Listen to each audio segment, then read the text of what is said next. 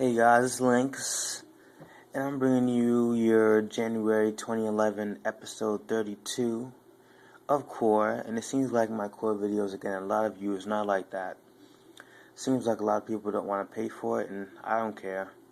Technically, I'm not paying for it either because I got PlayStation Plus. So watch the video, subscribe if you want more, because if you guys don't subscribe, I don't know if you guys like it anymore.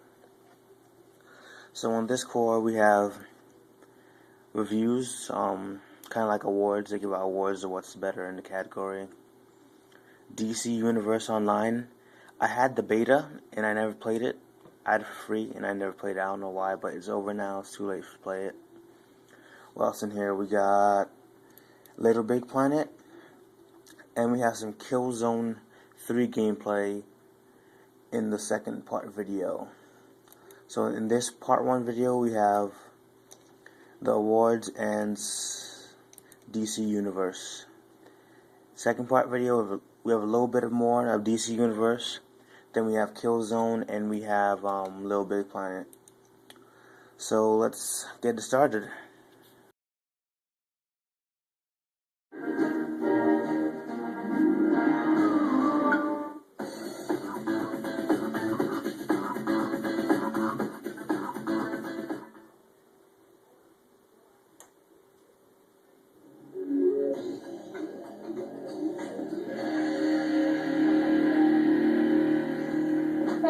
Welcome to the Best of Qore Year in Review, where we highlight some of our favorite games, performances, and moments from 2010. It's been an incredible year for gaming, not to mention the show, so we scoured the archives to bring you our favorites.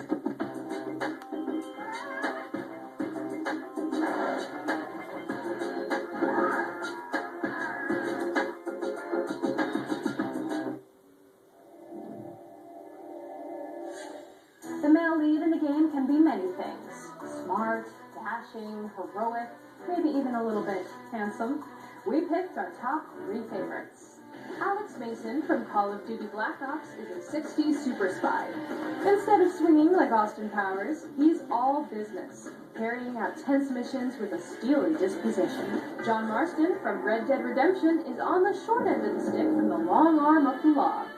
This soft-spoken cowboy has to hunt down former members of his gang to reclaim his abducted wife and child. Dante, from Dante's Inferno, was the original to hell and back protagonist, just trying to rescue his lost love. Our favorite, John Marston. He's a hero with a troubled past, just trying to restore order and lead a good life going forward. I'm still no shit. He wrangled our hearts as easily as he ropes cattle. Don't miss him in Red Dead Redemption.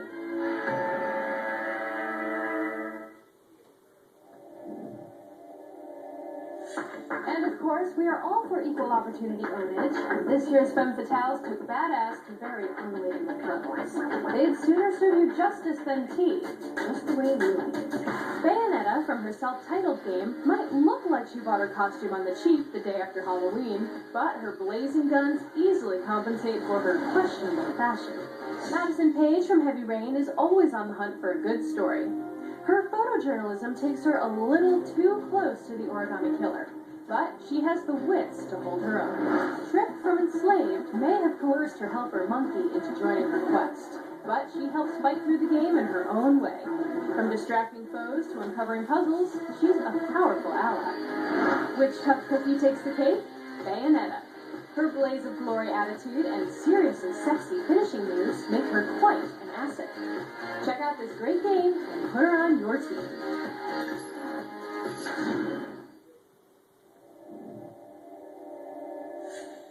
Music can set the whole tone for a game, whether it be scary, emotional, fast-paced and thumping to pump up the action, or a dash of silence for effect.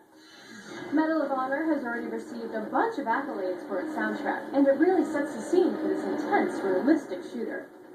God of War Ghost of Sparta may be for the PSP, but part of the reason the game feels so huge in scale is because of the amazing soundtrack. Fallout New Vegas mixes its own original score with Vegas ballroom classics and new recordings. It may be the distant future where only the cockroaches survived, but the Rat Pack still thrives. It's a close call, but we were singing the songs from Fallout New Vegas long after turning the PS3 off for the night.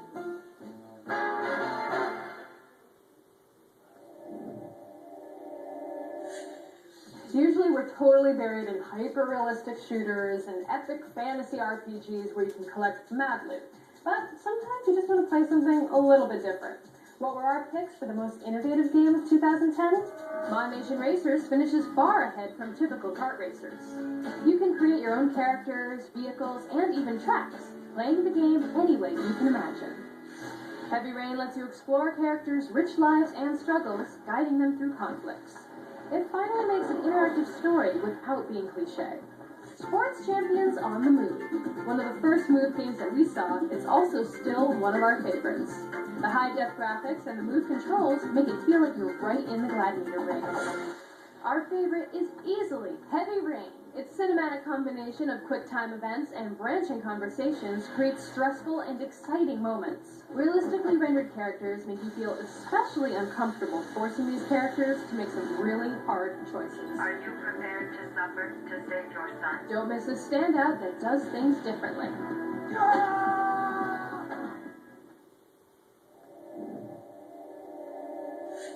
Qore delivered you a lot of beatdowns in 2010. Some were mafia-related, some were against the gods themselves, and one even featured a more familiar face. Kratos vs. Zeus in God of War 3 just shows you that even the little guys, well, relatively speaking, have a shot against the biggest bullies. You've got to check out this great game moment for yourself to find out if he prevails. Audrey Cleo vs. Jens Pulver in Qore Episode 24 hit close to home for us. We were worried for Audrey until we saw her form. Darn, girl. Yakuza is full of Japanese mafia ass kickers. And if you see a bunch of guys with tattoos coming after you in a dark alley, yeah, run the other way. 2010's best beatdown clearly goes to Audrey. She laid the smackdown on Jens and proved that behind that innocent, pretty face lies a ruthless killing machine.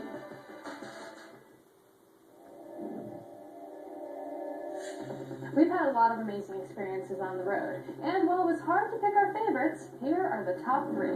Monkey Mountain puts you in the cage and the monkeys on the outside. You can feed them treats from your safe enclosure, or try your luck mingling with the creatures outside. Whatever you do, don't make eye contact. If you want to blow off some steam, head to the gun store in Las Vegas. You can fire off rounds of all kinds of semi-automatic and automatic weapons in real life. It's a lot different than the video games, guys.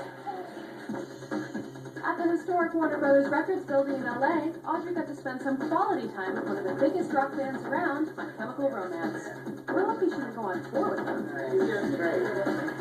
Discovering the major firearms at the gun store in Las Vegas made one of the coolest moments of my life and favorite Qore shoot ever. We learned a lot about these weapons and have a deep respect for them now. For the record, I still say that video games helped with my aim on the firing range. Stop! Now!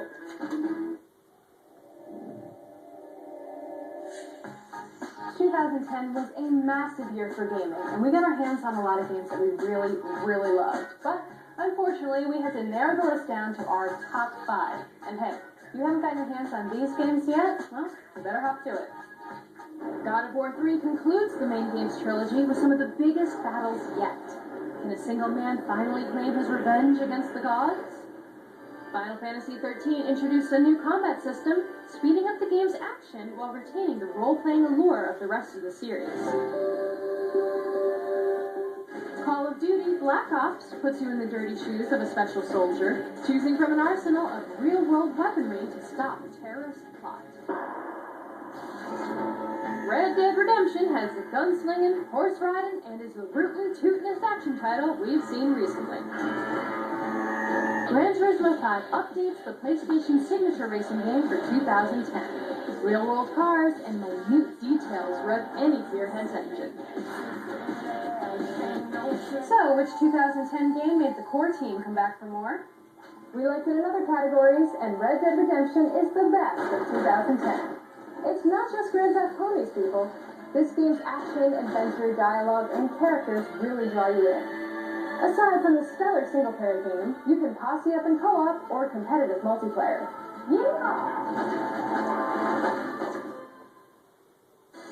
That's it for our year in review for 2010. We hope you enjoyed the last year as much as we did, and we cannot wait to show you what we have in store for the next one.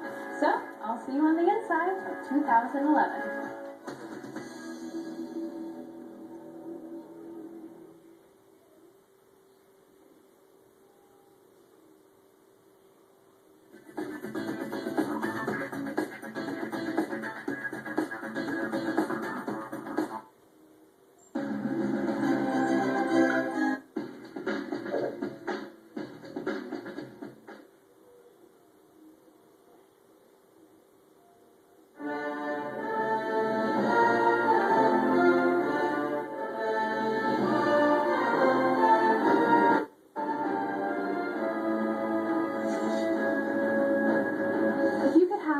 Superpower, what would it be?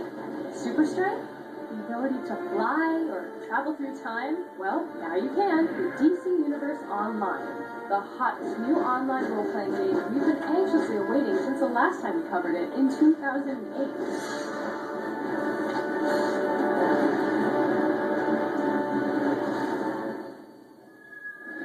Create your very own superhero or villain from scratch and fight for the fate of a planet.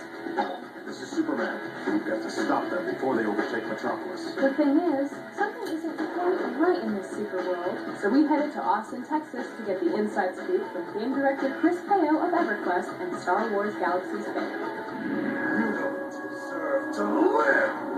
If the heroes and villains continue to fight each other, Brainiac, this menace, this evil, will come and destroy everybody. He doesn't care. He just wants to annihilate and absorb everything. So, obviously, in the cinematic, you see that what happens if you don't work together or if no one defeats Brainiac. DC Universe Online is all about you being the next legend. You get to make your own hero or your own villain and jump into the universe. You get to fight alongside and against all of the famous faces that you know from the DC Universe as you sort of grow up in this universe and take on your own powers, eventually joining the Justice League or the Society to fight evil or to be evil if you're going to be a villain. Where you go? Superheroes are about variety, right? We have a universe of variety, all different kinds of looks, all different kinds of abilities and weapons. So what we did was we took the normal classes and we put them in the powers in the game. So you would have, say, Ice as a power is one of our tanking classes, and for MMO players, they know what that is, and hey, you know, you go with it.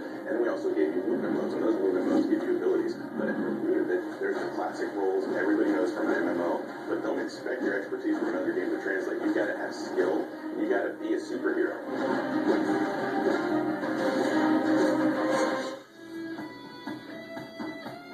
Your superhero is limited only by your creativity. Right now we have about 85 different iconic characters from everyone from the Trinity, right? Batman, Superman, and Wonder Woman, all the way down to characters like Ambush Bug, who comic fans, of course, will know. So it's everybody is in there. And of course we've got even more to keep going as we go live with expansions. You can coordinate your outfit, pick some superpowers, and build characters to fight with and against these DC grids. We actually said, what is the coolest part about this? Well, you get to fight alongside Batman, but don't you want to be him? So if you pre-order the game, or if you just play the game, you get to play it as different iconic characters. And this isn't our Legend system. It's sort of a simulation where you get to try out their powers so you can learn the best tactics to defeat them, or to fight with them. Aha! Green Lantern's kryptonite is wood, Clayface's kryptonite is water, and Superman's kryptonite is, well, kryptonite. You've lost everything. Those rich voices are my kryptonite. Okay, so this video is about to go over 15 minutes and I can't have that.